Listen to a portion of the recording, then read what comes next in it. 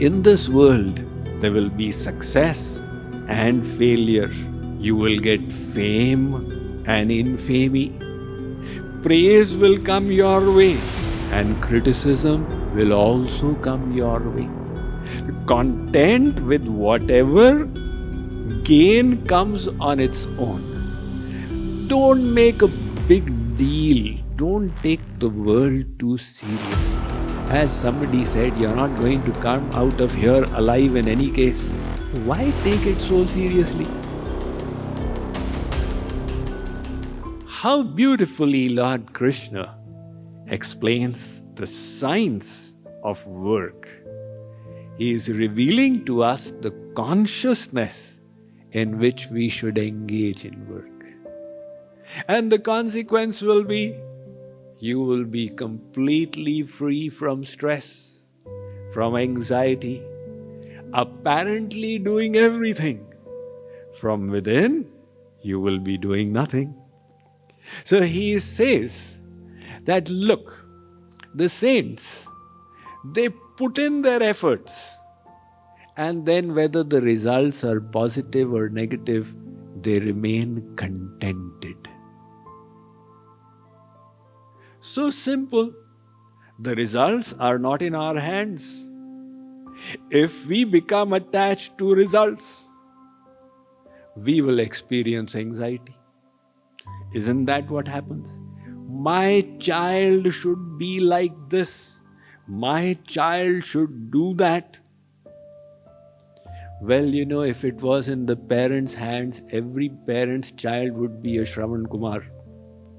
But unfortunately, it is not in the parents' hands. So all that the parents can do is raise the children.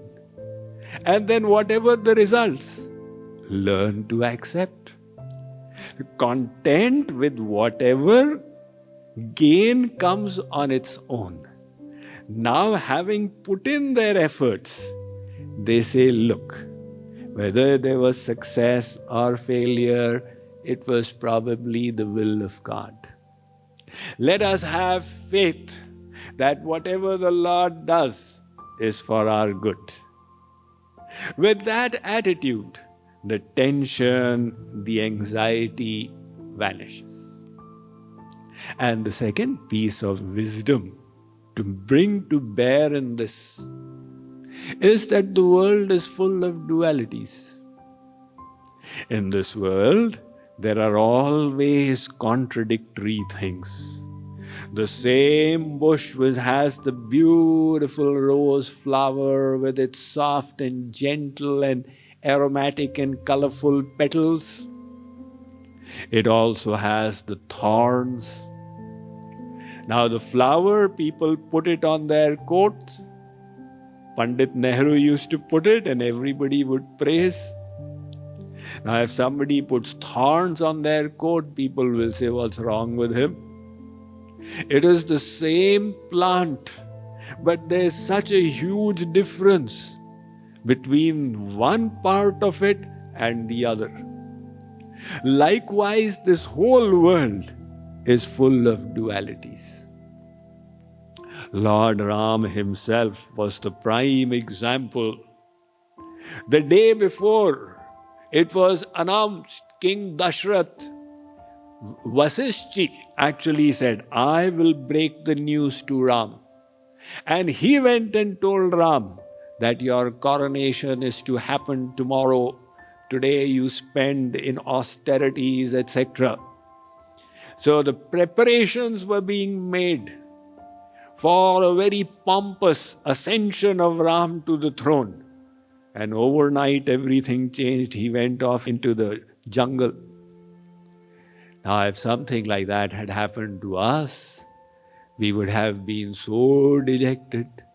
Some people go into depression. So many people, they keep lamenting over it. But these dualities come in the lives of saints as well.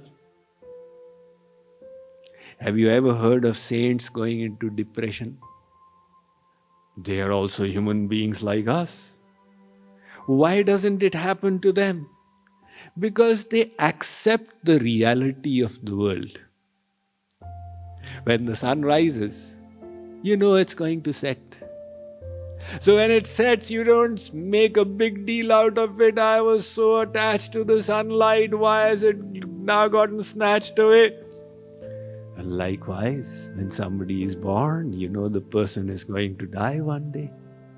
When saints experience somebody's death, they say, it was to happen. They make terms with it. They accept the reality of it.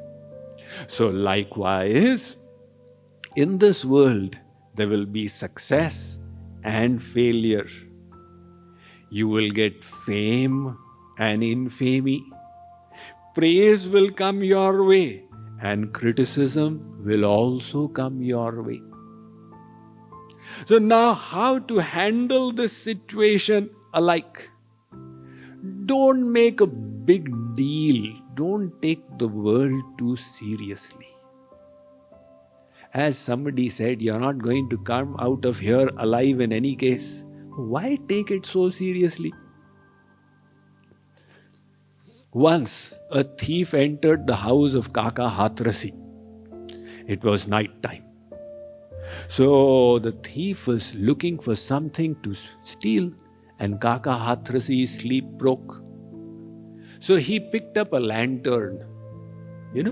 30 years ago, 40 years ago, lanterns would be there. So he started walking behind the thief with the lantern.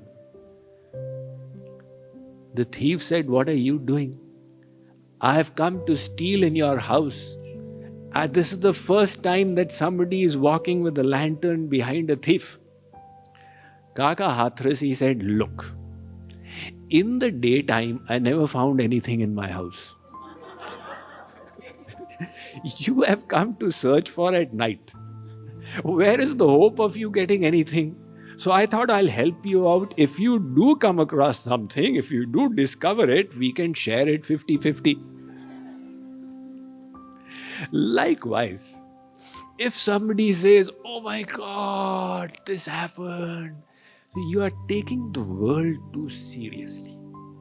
We understand that the happiness I am seeking is not here.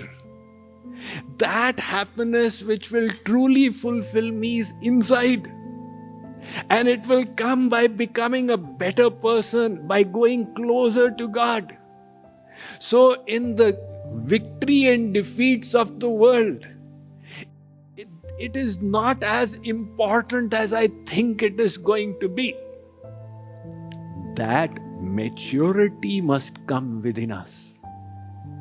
If we think that the worldly objects are going to give me happiness, it is natural when they get snatched away, we will experience lamentation.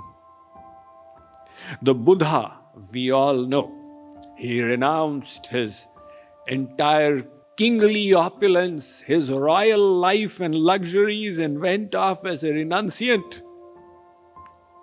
He entered the kingdom of his father's friend. So his father, who was the king, his friend was a king called Prasenjit.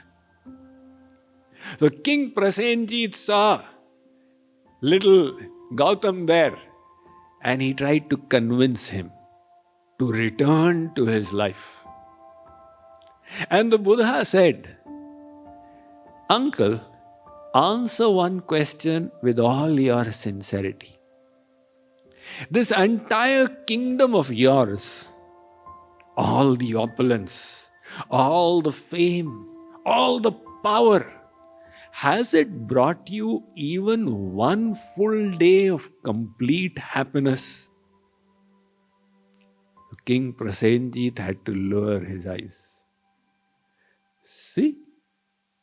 Like the people in India, they think that the Indians living in USA must be really rolling in happiness. So you tell me, who came over from India to the USA, have you experienced true happiness even on one day? Like King Prasenjit, you will also have to lower your head. That is the reality of the worldly happiness. Then why hanker so much? Just do your duty and be contented. So the Bhagavad Gita doesn't say stop working. Bhagavad Gita says focus on your efforts and do them in divine consciousness. In that manner, you will not be bound by your works. So we all have to realize that in our life, there will be roses and there will be thorns. The sign of spiritual progress is not that there are no thorns in your life. The sign of spiritual elevation is that you can see the thorns and the roses, the praises and the criticism, the heat and the cold, the comfort and the discomfort with equal vision. That makes you free from duality.